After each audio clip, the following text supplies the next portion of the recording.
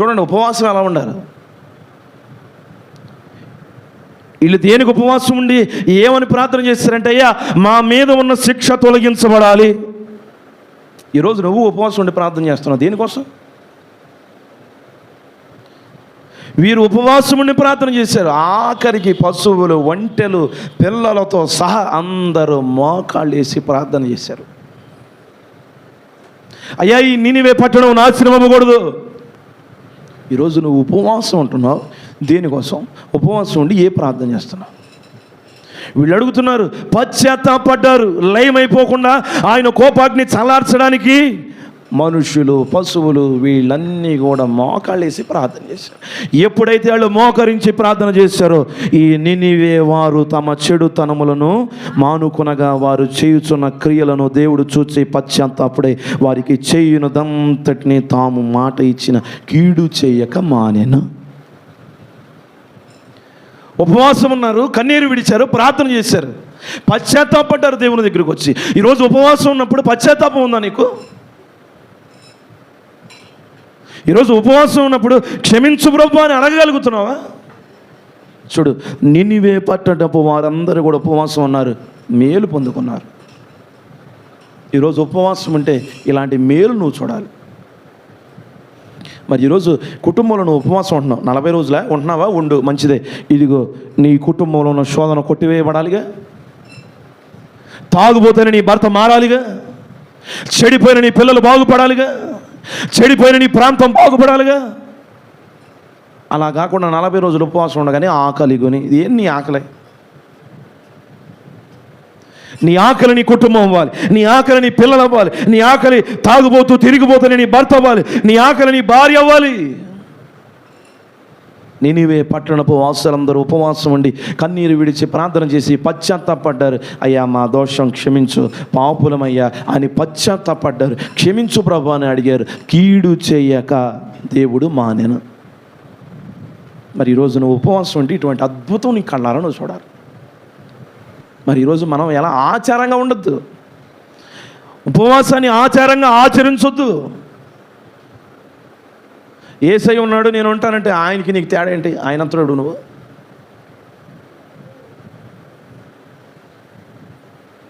ఆయన ఆత్మపూర్ణుడై ఆత్మతో నింపబడి ఈ 40 రోజులు ఏమో మూతికి చెక్క వేసుకుని ఉంటుంది, అన్నీ రాసుకుంటుంది, అన్నీ రాసుకుని 41వ రోజు వదులుద్దిక ఒక రకంగా ఉండదు. మళ్ళీ ఈరోజు నీ భక్తి 40 రోజుల బ్రతుకున్నంతకాలమా? ఈరోజు పరిశుద్ధాత్మ దేవుడు చెప్పగానే చెప్తున్న మాట, నువ్వు ఉపవాసం ఉన్నప్పుడు నినివే పట్టణపు వారందరూ ఉపవాసం ఉన్నారు, కన్నీరు విడిచారు, పశ్చాత్తాపడ్డారు, వారి మీద ఉన్న కీడు కొట్టివేయబడింది. దేవునికి స్తోత్రం. మరి ఈరోజు ఉపవాసం ఉన్నప్పుడు నీ కుటుంబంలో మార్పు లేకపోతే ఎట్లా? ఉపవాసం ఉన్నప్పుడు నీ భర్త, నీ కుటుంబం, నీ పిల్లలు మార్పు లేకపోతే నీ ఉపవాసం ఆచారం, నీ ఉపవాసం చెప్పుకోవడానికి. అలాగ మనం ఉండకూడదు, అలాగ మనం బ్రతకూడదు. ఇదిగో ఆ ప్రాంతం అంతా నాశనం అయిపోతుందని రాజు సహితము రాజవస్త్రము తీసి ఒంటెలు సహా, పశువులు సహా, మందలతో సహా మోకాళ్ళు వేసి ప్రార్థన చేశారు. అద్భుతం చూశారు. మరి ఈరోజు నీ కుటుంబంలో ఉపవాసం ఉంటున్న నువ్వు ఉపవాస దినాలు ముగించబడగానే ఏ అద్భుతం జరిగిందంటే ఏమి లేదు. ఇప్పటి వరకు కోల్పోయినవన్నీ తీసుకొచ్చి మూట కట్టాలి, అంతేగా. ఎందుకో పరిశుద్ధాత్మ దేవుడు చెప్పకనే చెప్తున్నాడు, ఉపవాస దినాలు ఆచరిస్తున్నావు, ఆచారంగా చేయొద్దు. నువ్వు 40 రోజులు ఉపవాసం అవగానే ఆ మూల నుంచి పొగొస్తుంది. ఏంట్రా దీన్ని బతికని చూస్తే చుట్టగాలుతుంది.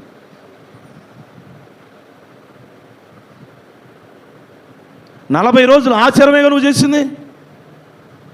ఈరోజు దేవుడు చెప్పమంటున్న మాట, 40 రోజులు ఆయన కోసం బ్రతుకుతావా? బ్రతికినంత కాలం ఆయన కోసం బ్రతుకుతావా?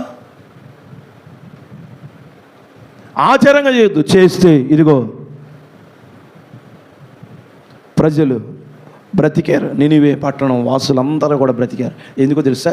ఉపవాస ప్రార్థన చేసి దేవుని దగ్గర, అయ్యా ఇంతవరకు పాపులో నాయన, తెలియక చేసామయ్యా, తప్పు చేసామయ్యా, తెలియక నడిచామయ్యా, తెలియక మాట్లాడామయ్యా, క్షమించు నాయన అని రాజు సైతము, పశువులు సైతము మోకాళ్ళేసి ప్రార్థన చేశారు. కాపాడబడ్డారు. దేవుడు కీడు చేయక మానేను. ఈరోజు ఉపవాసం వల్ల నీ కుటుంబంలో ఇలాంటి అద్భుతాలు జరగాలి. అంతేగాని 40 రోజులు అవ్వగానే నీ పని నీది, నా పని నాది. ఈ 40 రోజులు మందిరం తలుపు తీయకపోతే సంఘ పెద్దనే తిట్టం. ఏయ్, మందిరం తలుపు తెలియదే. 41వ రోజున అసలు నువ్వు కనపడవు. సంఘ పెద్ద తలుపు తీసుకున్నాగా నువ్వు రావు. కారణం ఏంటంటే అయిపోయిందిగా, మాల అయిపోయిందా. జాగ్రత్త. 40 రోజులు ఉపవాస దినాలు. అసలు ఆయన ఎక్కడ చేశాడంటే, ఇదిగో ఆయన బాప్తిసం తీసుకున్న తర్వాత అక్కడ నుండి ఆయన ఆత్మపూర్ణుడై ఆయన అరణ్యంలోకి వెళ్ళి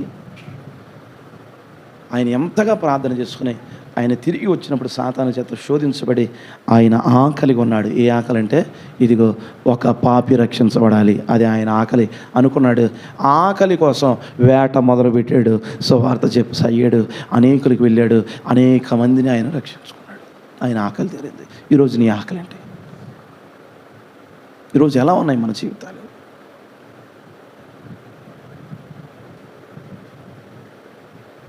నాలుగు రోజులు తినకపోతే మనం ఎలాడిపోతాంగా? అవునా? ఎలాడబడతాం లేదా? దానియేలంట షడ్రక్ మిషక్ అబేద్నెగోలు ఇదిగో ఆ అరణ్యంలో అక్కడ ఉన్నప్పుడు మిగిలిన వాళ్ళందరికీ కూడా చక్కటి విందు పెట్టారు. వీళ్ళు దీన్ని తినమంటే మేము తినం.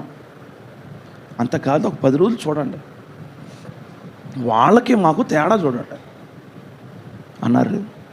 వాళ్ళు తిందేమో రాజు భోజనం, చికెను, మటను, ఫ్రై, రొయ్యి, పీతలు అన్నీ తిన్నారు. వీళ్ళు తింది ఆకుకూరలు. వీళ్ళ మొహాలు తేజస్సుగా ఉన్నాయి వాళ్ళకన్నా. కారణం ఏంటి? ఎందుకున్నాయి?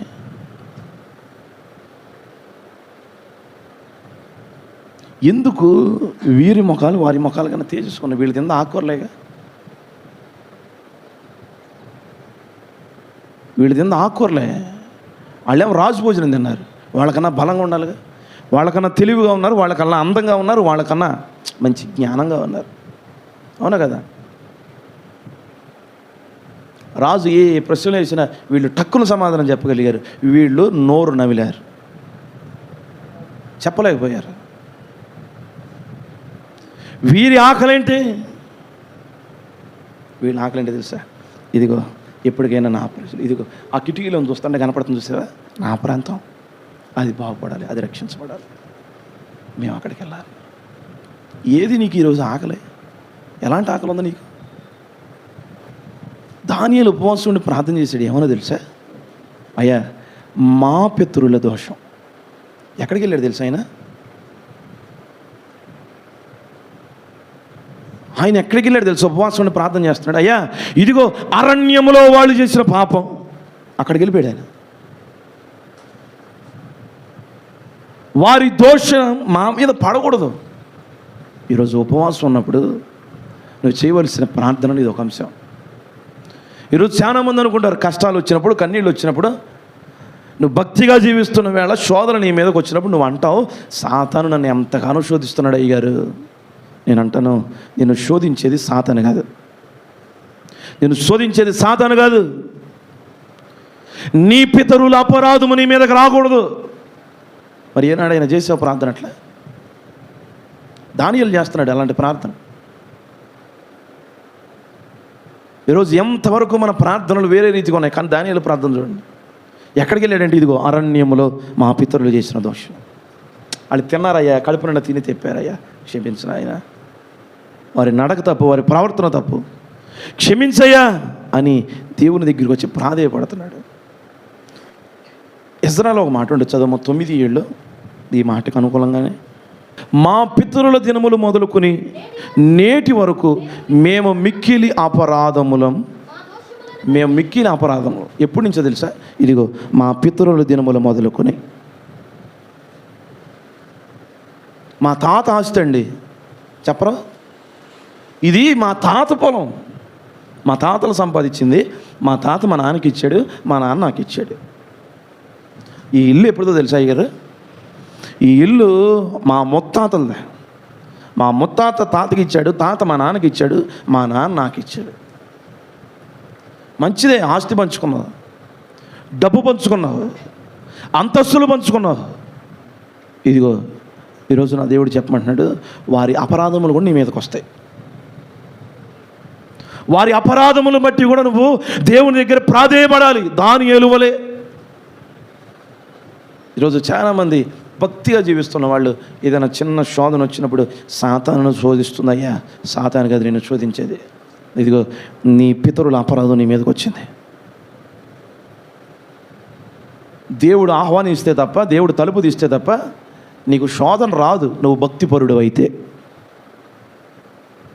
ఏబువలే. అయినా కానీ శోధనలు నీ మీదకి ఇదిగో ప్రళయం వలె వస్తున్నాయంటే, ఇదిగో ఈరోజు దానియేలు వలె ఈ ప్రార్థన చేయాల. మరి ఈరోజు ఉపవాసం ఉండి నువ్వే ప్రార్థన చేస్తున్నావు? ఆచారం కోసం ఉపవాసం ఉంటున్నావా? అలవాటు కోసం ఉపవాసం ఉంటున్నావా? అలాగ ఉపవాసం ఉండొద్దు. దానియేలు వలె ప్రార్థన చేయి. నినివే పట్టణము వారి వలె ప్రార్థన చేయి. ఇశ్రాయేలు ప్రజల వలె ప్రార్థన చేయి. కాపాడబడతావు, రక్షించబడతావు. నీ ఆకలి తీరద్దే, నీ ఆకలి తీరద్దే. మరి ఈరోజైనా ఈ మాట వింటున్న తర్వాత అయినా ఏనాడైనా చేసే ఉపవాసం ఉన్నప్పుడు మా పితరులు, జాగ్రత్త, నీ పితరుల దోషం నీ మీదకి వస్తుంది. దాన్ని బట్టి కూడా నువ్వు దేవుని దగ్గరికి వచ్చి ప్రాధేయపడాలి. దాన్ని బట్టి కూడా దేవుని దగ్గరికి వచ్చి ప్రార్థన చేయాలి. ఎంతవరకు చేయలేదేమో ఈ ఉపవాస దినాల్లో ఒకవేళ నువ్వు ఆచరిస్తున్నావా? ఇదిగో ఈ ప్రార్థన చేయి. ఇదిగో నినివే పట్టణం వారి, నా పట్టణం కాపాడబడాలి, నా ఇల్లు కాపాడబడాలి, ప్రార్థన చేయి. అటువంటి ప్రార్థన మనం చేయకుండా ఆచారంగా కనుక మనం ఉపవాసం చేస్తే ఉపయోగం లేదమ్మా. ఆచారంగా కనుక మనం భక్తి చేస్తే ఉపయోగం లేదు. ఈరోజు ఏనాడైనా అయ్యా మా పితరులు వాళ్ళు ఏదైనా తప్పు చేశారా, పొరపాటు చేశారా? దానియేలు అన్నాడు, అయ్యా అరణ్యములో వాళ్ళు చేసిన పాపాలను బట్టి నేను క్షమాపణ అడుగుతున్నా. ఈ సంవత్సరం ఉపవాస దినాల్లో ఒక అద్భుతం జరగాలంటే ఇదిగో ఇటువంటి ప్రార్థన చేయి. ఇటువంటి మేలు చూస్తావు. నీ పట్టణం, నీ కుటుంబం, తాగుబోతులు నీ కుటుంబంలో ఉన్నారు, పిల్లలు చెడిపోయారు, వారందరూ బాగుపడాలి, వారందరూ రక్షించబడాలి. జాగ్రత్త. మరి ఈరోజైనా ఈ మాట వింటున్న తర్వాత అయినా ఎలాంటి ఉపవాసం మనం చేస్తున్నాం? ఏ ఉపవాసం చేస్తున్నాం? ఉపవాస దినాల్లో మనం ఆచారంగా చేస్తున్నామా, అలవాటుగా చేస్తున్నామా? లేదా ఇదిగో దానియేలు వలె ఉపవాసం ఉన్నప్పుడు కన్నీరు విడిచి ప్రార్థన చేస్తే ఒక అద్భుతం చూశారు. నినివే పట్టణం వారు పశువులతో సహా, ఒంటెలతో సహా మోకరించి ప్రార్థన చేశారు, ఒక అద్భుతం చూశారు. మరి ఈరోజు ఒకవేళ ఈ 40 దినాల్లో నేను కొన్ని రోజులైనా ఉపవాసం ఉండాలి, ప్రార్థన చేయాలి అని ఒకవేళ ఆశ కలిగి నువ్వు ఒకవేళ ప్రార్థన చేస్తే ఇలాగ ప్రార్థన చేయి.